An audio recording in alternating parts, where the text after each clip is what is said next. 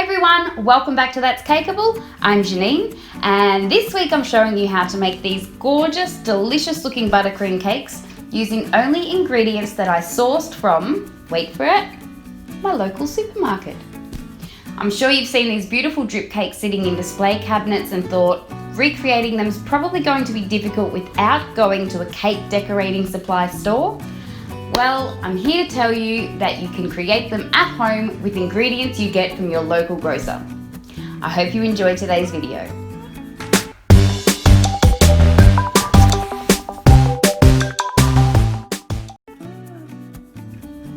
So to make two versions of this beautiful buttercream cake, I started with a 5-inch cake and I went in with my leveling tool, which is an Agbe. It does what it says on the label. It's really sharp.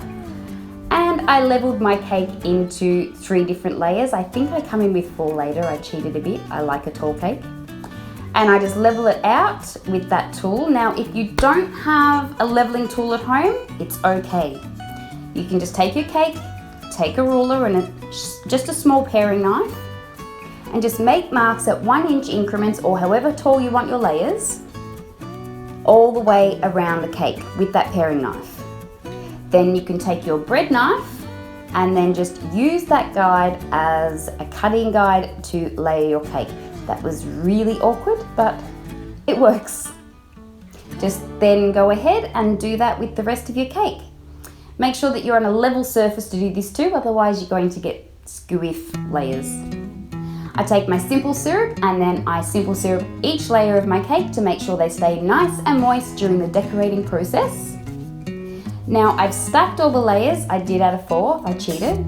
I've stacked the layers and I'm going around now cutting off all the caramelization off the edge of my cake. This serves 2 purposes. Number 1, it just looks prettier when you cut it. Number 2, we're putting buttercream on this cake, and if the cake is wider than the board that we're using, some of that cake will poke through the buttercream and you'll see it, so we don't want that. So I've now taken a 10-inch board which I've placed a 5-inch cake board on top of with a little bit of buttercream. Then I put a little bit of buttercream on the top of that 5-inch board to secure our first layer of cake. And I'm now filling that cake with my 4, 8, 16 Swiss meringue buttercream. You can find the recipe for that on my website at that'scakeable.com. Fill it with the buttercream, layer upon layer upon layer. Just continue to do that until you're at the top.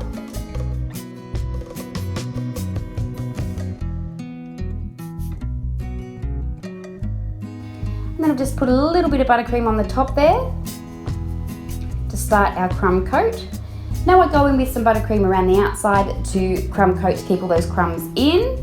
I recommend having a separate bowl like that one to scrape off your excess buttercream into, because this buttercream is going to have crumbs in it and you don't want that on your final product, otherwise it'll messy it up. Once that's done, just give it a chill, bring it back out of the fridge or freezer, and then I take another 5-inch cake board, put that on top, and then I use my scraper and I line up the top board with the bottom board to make sure that they're nice and straight and even. Now we come in with our next coat of Swiss meringue buttercream. You'll need quite a lot. Fill it up, all that space in between those boards. Make sure it's nice and full, as you can see. Then I take my scraper using the top board and the base board as my guide, and I scrape the buttercream off the cake, making sure that you wipe off any excess after every scrape. As you can see, I'm scraping and wiping. Coming back in, just filling a few little gaps, little holes. Just take the buttercream on an angled spatula and fill in those holes. Back around with the scraper and back into the freezer to chill. Now to take the lid off the top board, I've just taken my paring knife, dipped it in some boiling hot water, put it under the rim of that cake board and slid it around and popped it off. And I put some more buttercream on the top and I start leveling it out with my offset spatula, getting down on eye level to make sure that there aren't any high points and low points. Get it quite level, then I take my scraper, go back around the outside to tidy it up. So I'm just taking my angled spatula and wiping off the excess from the edges of the cake. Don't worry about being too pedantic. Because we're adding a chocolate drip, it doesn't have to be 100% perfect, but the more level you start, the nicer it'll look. Now I put my cake onto the board that I will be presenting the cake on with a little bit of buttercream, and then it's time to add our drip. I take some chocolate ganache in a piping bag and I keep it on my turntable. Very carefully add the drips as you move the turntable, keeping your piping bag straight up and down the whole time. Go all the way around, adding your drips, and then fill in the top section with the rest of the ganache. It should be loose enough that it self-levels, just like that. Now I've taken a closed star tip and some buttercream, and I'm piping some swirls with my hand in the way, so this is how I did it. Very, very simple.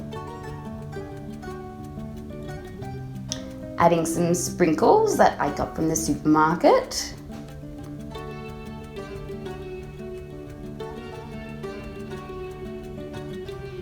And then on top of those swirls, I popped some bright red maraschino cherries.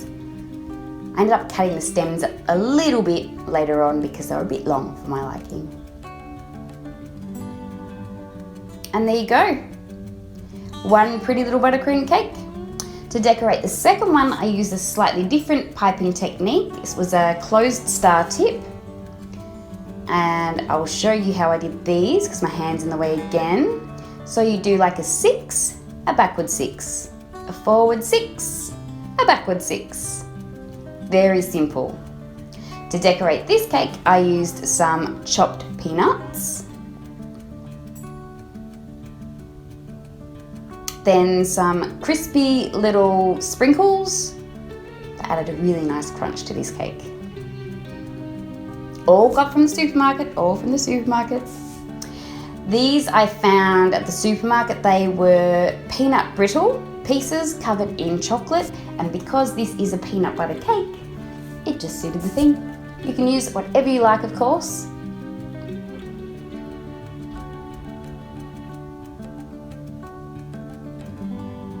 Some more sprinkles. Yep, pretty heavy with the sprinkles, but they just look cute. Just some brown and white sprinkles that I also got at the supermarket.